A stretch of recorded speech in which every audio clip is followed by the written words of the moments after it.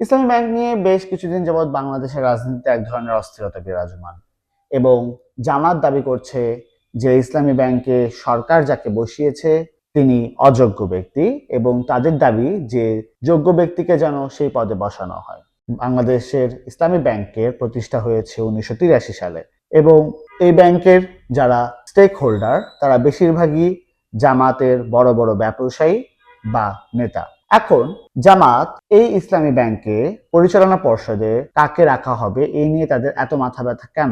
কারণ জামাতের নির্বাচনীতে এই ইসলামী ব্যাংক তাদের বিভিন্ন এমপি প্রার্থীদেরকে কোন রকম নিয়ম কানুন না মেনেই ঋণ দিয়েছিল বলে অভিযোগ পাওয়া যাচ্ছে এবং সরকারের পক্ষ থেকে দাবি হচ্ছে এই অভিযোগগুলো এখন তদন্ত করা হচ্ছে।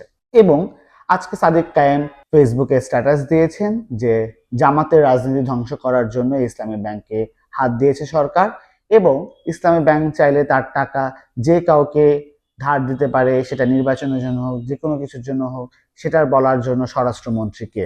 একটি ব্যাংক তার টাকা, নাগরিকের গচ্ছিত অর্থ কাউকে ঋণ হিসেবে দেবে, সেখানে নির্দিষ্ট কিছু শর্তাবলী মেনেই দেবে, এটি সাধারণ নিয়ম। তিনি বলছেন সেটি দেখার স্বরাষ্ট্রমন্ত্রী কেউ না।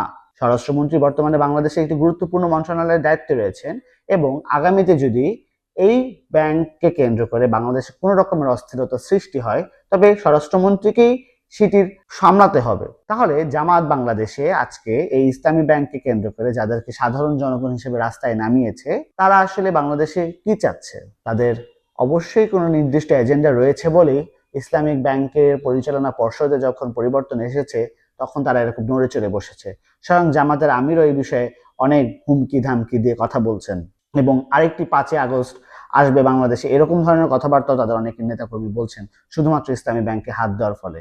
এবং এরকম একটি অস্থিরতা বাংলাদেশে তৈরি হয়েছে শুধুমাত্র একটি ব্যাংককে কেন্দ্র করে। তবে বুঝতে হবে এই ব্যাংককে ঘিরে অবশ্যই কোনো রকমের সলা পরামর্শ বা কোনো রকম কূটকৌশল তো রয়েই ছিল। নচেত একটি সাধারণ ব্যাংক যদি হতো তবে এটি নিয়ে জামাতের এত মাথা ব্যথা হওয়ার তো কোনো বিষয় ছিল না।